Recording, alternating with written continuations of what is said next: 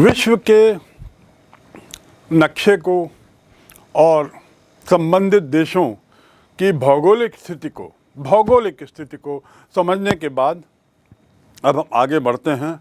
और जैसा मैंने कहा कि अंत जो शब्द है इस विषय का, दो ध्रुवीयता के अंत में जो अंत लिखा हुआ है, इस अंत की गाथा समझने के लिए हमें पूर्व में जाना होगा। पूर्व में कहाँ तक? तो हम शुरुआत करते हैं द्वितीय विश्व युद्ध के बाद का विश्व। द्वितीय विश्व युद्ध के बाद का विश्व, यहाँ ये कहना मुनासिब होगा कि थोड़ी जानकारी हम प्रथम विश्व युद्ध की ले लें इस रूप में कि पहला विश्व युद्ध जो है वह 1918 में समाप्त हुआ। और पहले विश्व युद्ध को यदि हम उसको दूसरे विश्व युद्ध से तुलना करें तो हम समझ जाएंगे कि पहला विश्व युद्ध एक मायने में विश्व युद्ध नहीं था, अर्थात इतना विस्तारित, इतना फैला हुआ युद्ध नहीं था जैसा कि दूसरा विश्व युद्ध था। फिर आखिर पहला विश्व युद्ध क्यों कहलाया? सवाल ये आता है कि यदि वह इतना बड़ा नहीं था जितने पूरी दुनिया में लड़ाई लड़ी हो, पूरी दुनिया में लड़ाइयाँ हुई हों उस समय, तो फिर विश्व युद्ध क्यों कहते हैं? ये युद्ध कुछ ही क्षेत्र में हुआ, लेकिन इससे पहले जितने युद्ध हुए 500-1000 सालों में, उनकी तुलना में बहुत बड़ा था। उसकी तुलना में कई देशों को इस युद्ध में शामिल होने में के लिए विवश होना पड़ा। कई देश इस युद्ध में भाग लिए, इसलिए यह प्रथम विश्व युद्ध कहलाया।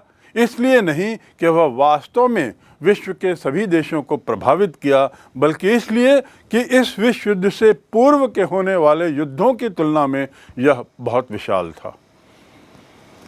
तो इस प्रकार 1918 में विश्व युद्ध पहला समाप्त होता है और उसके बाद स्थितियां बदलती हैं, लेकिन दुर्भाग्य से 1939 में द्वितीय विश्व युद्ध प्रारंभ होता है, जिसका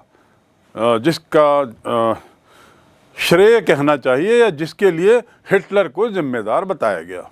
हिटलर जर्मनी का नेता था, जर्मनी का चांसलर था, जर्मनी का मुखिया था। यह द्वितीय विश्व युद्ध के लिए जिम्मेदार माना जाता है। स्थितियां ऐसी बनी कि द्वितीय विश्व युद्ध करीब 6 वर्षों तक चला, 1939 से 1945 तक। और इन 6 वर्षों में दुनिया के देश लगभग 2 गुटों में बट गए। एक गुट जो हिटलर का समर्थन करता था और उसके पक्ष में युद्ध में शामिल हुआ, और दूसरा गुट जो हिटलर के खिलाफ था। तो इस प्रकार हिटलर बनाम उसकी खिलाफत, इस तरह 2 गुटों में देश बटा। हिटलर के पक्ष में आने वाले देशों में मुख्य देश था हिटलर का स्वयं का देश जर्मनी, उसे देखें कहाँ है, उसी के पास स्थित है इटली। उसी से नीचे बहुत छोटा देश है जो संभवतः पीले रंग में यहाँ पर है, वह इटली, बहुत छोटा देश। इटली की राजधानी रोम और जर्मनी की राजधानी बर्लिन। इसके साथ तीसरा देश जो था वह था जापान। ये 3 राष्ट्र एक तरफ, और इनके खिलाफ इंग्लैंड, फ्रांस, अमेरिका और अन्य देश। अधिकतर लोगों ने इंग्लैंड, फ्रांस का साथ दिया इन 3 देशों के खिलाफ। मैं पुनः दोहरा दूं, 3 देश कौन थे जो एक तरफ थे? जर्मनी, जिसका नेता हिटलर था, इटली, जिसका नेता मुसोलिनी था, और जापान, जिसका नेता वहाँ का राजा था। तो इस प्रकार ये 3 देश एक तरफ और संयुक्त राज्य अमेरिका, सोवियत संघ, इंग्लैंड, फ्रांस एक तरफ। मैं पुनः दोहरा दूं, संयुक्त राज्य अमेरिका और सोवियत संघ दोनों एक तरफ थे, दोनों मित्र राष्ट्र थे। इस प्रकार इन दो गुटों के बीच में विभिन्न कारणों से युद्ध हुआ और युद्ध का जो मुख्य मैदान था, मुख्य क्षेत्र था जहां अधिकतम लड़ाइयां लड़ी गईं, वह था पश्चिमी यूरोप का वह क्षेत्र जहां पर England, France, England, France, Germany और सोवियत संघ की सीमा, पश्चिमी सीमा, ये द्वितीय विश्व युद्ध का मुख्य युद्ध स्थल रहा। साथ ही अफ्रीका के देशों में भी बहुत लड़ाइयाँ हुई, क्योंकि अफ्रीका के जो विभिन्न देश थे वे इन देशों के किसी न किसी तरीके से उनके उपनिवेश थे। तो यदि इंग्लैंड लड़ाई में गया तो इंग्लैंड के जो उपनिवेश थे वे भी लड़ाई में शामिल होने के लिए विवश हुए। फ्रांस लड़ाई में शामिल हुआ तो फ्रांस के उपनिवेश भी युद्ध में शामिल होने में विवश हुए, आदि आदि। तो अफ्रीका के क्षेत्र में जो युद्ध हुए उसको हम एक तरफ रखें और ध्यान देवें कि पश्चिमी यूरोप, पूर्वी यूरोप और संयुक्त राज्य अमेरिका ये युद्ध के मुख्य क्षेत्र थे। 1939 से 1945 तक लड़ाई हुई। ये जो लड़ाई थी, ये जो युद्ध था, इसमें अधिकतर देशों ने भाग लिया। भारत ने भाग लिया क्या? ये सोचने वाली बात है। क्या भारत भी द्वितीय विश्व युद्ध का हिस्सा था? हाँ, भारत ने भी द्वितीय विश्व युद्ध में भाग लिया। क्योंकि भारत अंग्रेजों का उपनिवेश था, अंग्रेजों ने भारतीय सैनिकों को भारी संख्या में युद्ध में उतारा अफ्रीका में। तो ये तो एक तरीका हो गया जानने का कि भारत कैसे विश्व युद्ध में शामिल हुआ, अंग्रेजों के कारण और अंग्रेजों के पक्ष में। दूसरी ओर आप नेताजी सुभाष चंद्र बोस को जानते होंगे। नेताजी सुभाष चंद्र बोस जापान की मदद से, जर्मनी की मदद से उन्होंने इंग्लैंड की फौज को चैलेंज किया। उन्होंने भारत में आज़ाद हिंद फौज बनाई थी। उसका मकसद था अंग्रेजी फौज को भारत से निकालना, अंग्रेजों को निकालना। तो इस प्रकार भारत के कुछ लोग जर्मनी, जापान और इटली के साथ युद्ध में शामिल हुए, जबकि इंग्लैंड का उपनिवेश होने के नाते अधिकतर भारत इंग्लैंड के साथ युद्ध में शामिल हुआ। तो भारत भी शामिल था, ये हमें समझना जरूरी है। ये जो लड़ाई थी एक तरीके से लोकतंत्र बनाम तानाशाही की लड़ाई हुई, क्योंकि हिटलर जो था वह तानाशाह था। इटली का जो मुखिया था मुसोलिनी, वह भी तानाशाह था। और जबकि अन्य देश, चाहे वो फ्रांस हो, इंग्लैंड हो या संयुक्त राज्य अमेरिका हो, ये तानाशाह तो नहीं थे, यहाँ पे लोकतंत्र था। इनके गुट का एक राष्ट्र सोवियत संघ, वहाँ पर भी एक तरीके से तानाशाही थी, लेकिन वह अमेरिका के साथ थे। सोवियत संघ अमेरिका के साथ था और इस प्रकार, क्योंकि सोवियत संघ की लड़ाई जर्मनी से थी। My enemy's enemy is my friend, मेरे दुश्मन का दुश्मन मेरा मित्र होता है। ये एक राजनीति का बहुत बड़ा उसूल है, मेरे दुश्मन का दुश्मन मेरा मित्र। और यही यहाँ पर हुआ, क्योंकि सोवियत संघ की लड़ाई जर्मनी से थी, संयुक्त राज्य अमेरिका जर्मनी का दुश्मन था, तो सोवियत संघ ने अमेरिका के साथ मित्रता की और इस प्रकार ये देश एक तरफ हुए। तो लोकतंत्र बनाम तानाशाही का रूप इस युद्ध को दिया गया और 1945 में द्वितीय विश्व युद्ध समाप्त हुआ। उसके साथ इन तानाशाहों का अंत हुआ, लोकतंत्र जीता और उसके बाद दुनिया के बहुत से देश स्वतंत्र हुए।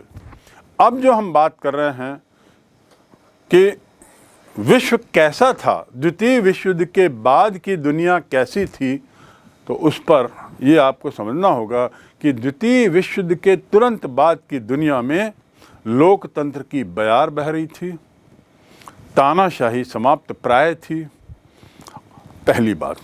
दूसरी बात, दूसरे विश्व युद्ध के बाद जर्मनी जो है उसको तोड़ दिया गया कई भागों में, 4 भागों में। 4 भागों में उसे बांट दिया गया। 1/4 भाग इंग्लैंड के कब्जे में, 1/4 भाग फ्रांस के कब्जे में, 1/4 भाग संयुक्त राज्य अमेरिका के कब्जे में और 1/4 सोवियत संघ के कब्जे में। ऐसा हुआ। तीसरी बात, इस लड़ाई में जो पश्चिमी यूरोप का जो क्षेत्र है जिसमें मुख्य युद्ध लड़े गए, वह क्षेत्र तहस नहस हो गया।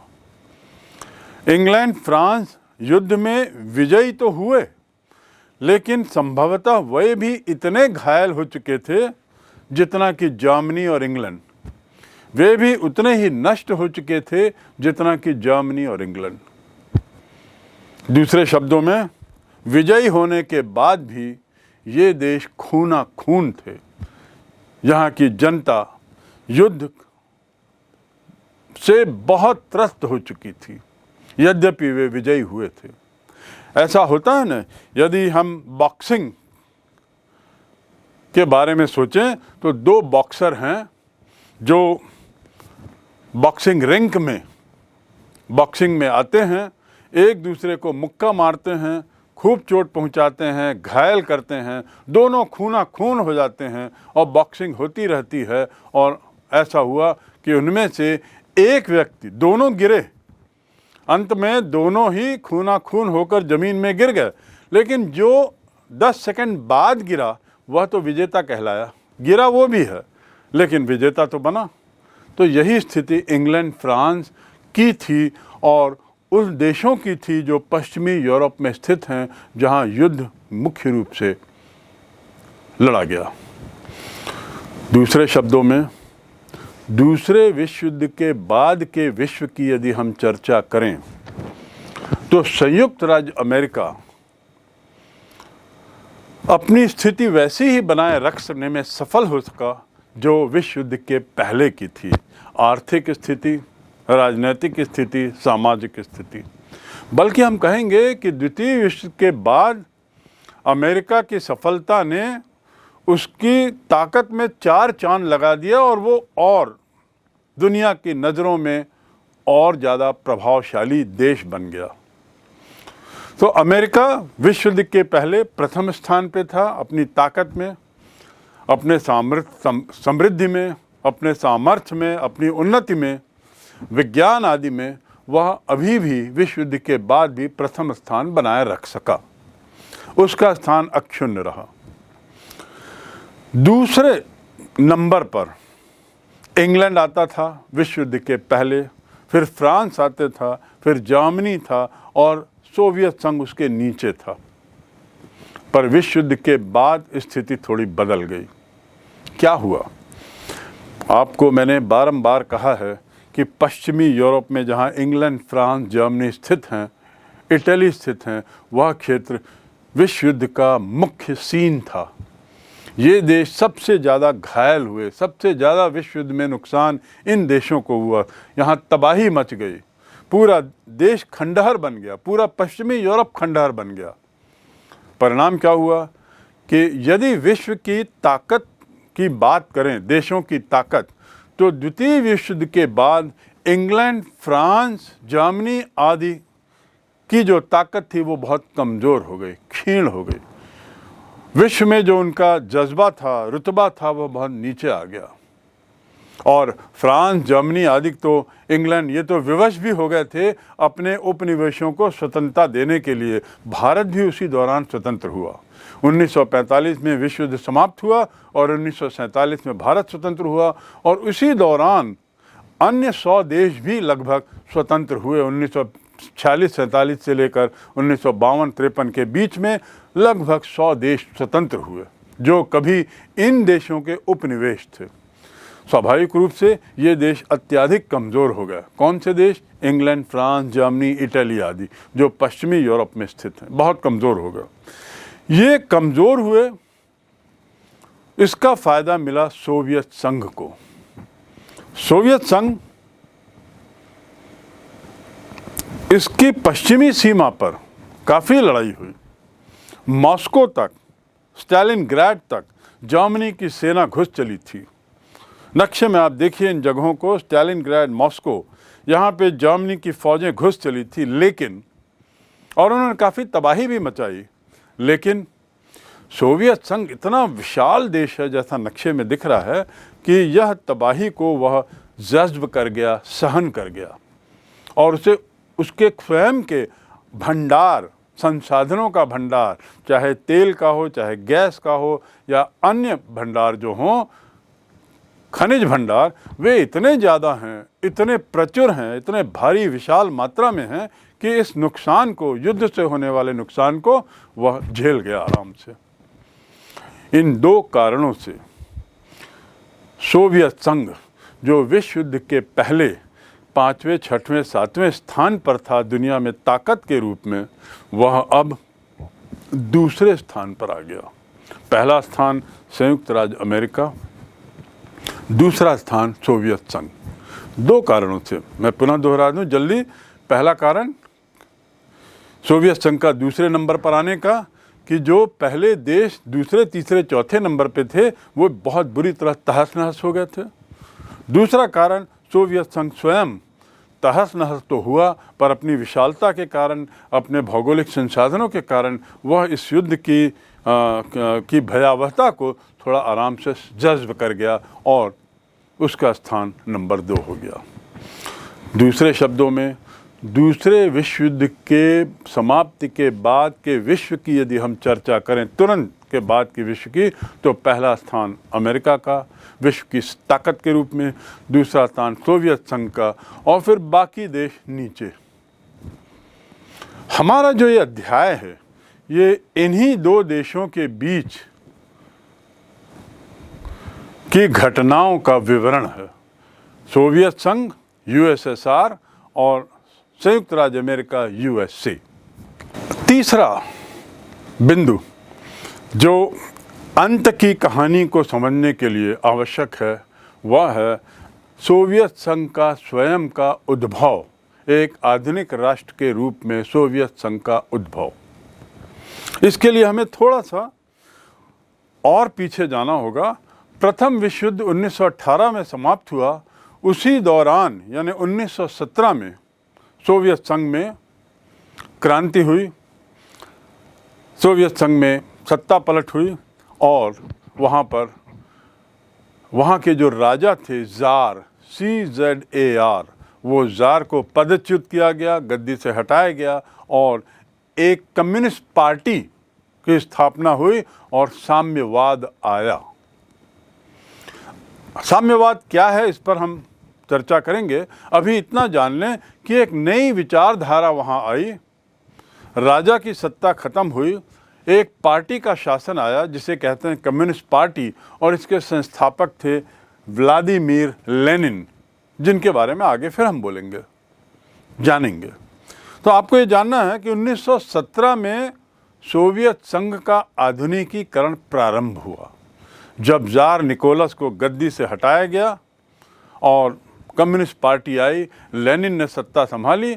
वहाँ से आधुनिक सोवियत संघ की शुरुआत मानी जाती है। 17 से 45 ये जो 28 वर्ष हैं, इन 28 वर्षों में सोवियत संघ, जो एक बहुत ही पिछड़ा हुआ देश था, ज़ार की सत्ता में, ज़ार के काल में अत्यधिक पिछड़े देशों में गिना जाता था, इन 28 वर्षों में उसने बहुत तीव्र प्रगति की, क्योंकि उनके यहाँ साम्यवाद था, और साम्यवाद में योजनाबद्ध तरीके से उन्होंने आर्थिक, कृषि और राजनीतिक मामलों को आगे बढ़ाया। उसमें दिन ब दिन बहुत तीव्रता से प्रगति की, और इन्हीं वर्षों में उन्होंने रेल मार्ग, सड़क मार्ग आदि से पूरे सोवियत संघ को पाट दिया, जो उनकी तीव्र विकास का कारण बना। क्योंकि यदि आवागमन सरल है, यदि कम्युनिकेशन हो रहा है, यदि संचार माध्यम अच्छे हैं, तो यह देश को बांध कर रखता है और एक जगह का सामान दूसरे जगह लाने ले जाने में, एक जगह का संसाधन दूसरे जगह पहुंचाने में, उसके उपयोग में, उद्योग आदि में बहुत बहुत बहुत फ़ायदा होता है। विकास बहुत तीव्र गति से होने लगता है। और यही हुआ।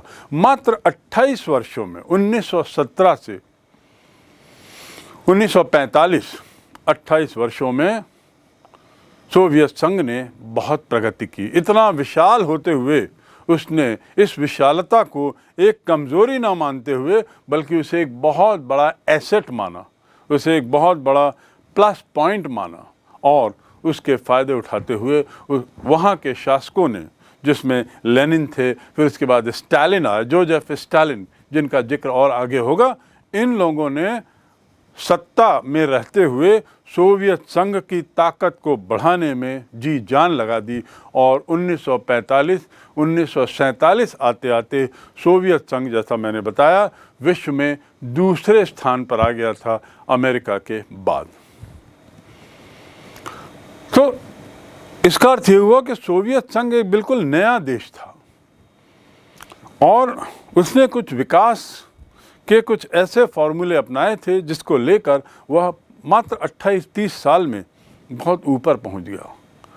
उस योजनाबद्ध तरीके से विकास, यह उसका मूल मंत्र था और इस योजनाबद्ध तरीके से विकास के मूल मंत्र को लेकर उसने बड़ी तीव्र प्रगति की और मात्र अंदरूनी विकास ही नहीं किया बल्कि बाहर भी उसने अपना साम्राज्य बनाया। बाहर के भी कुछ देशों को उसने अपने कब्जे में लिया।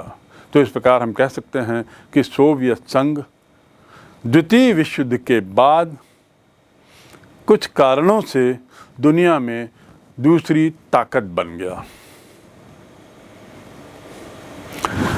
अगले बिंदु पर अब हम चलें तो अगला बिंदु है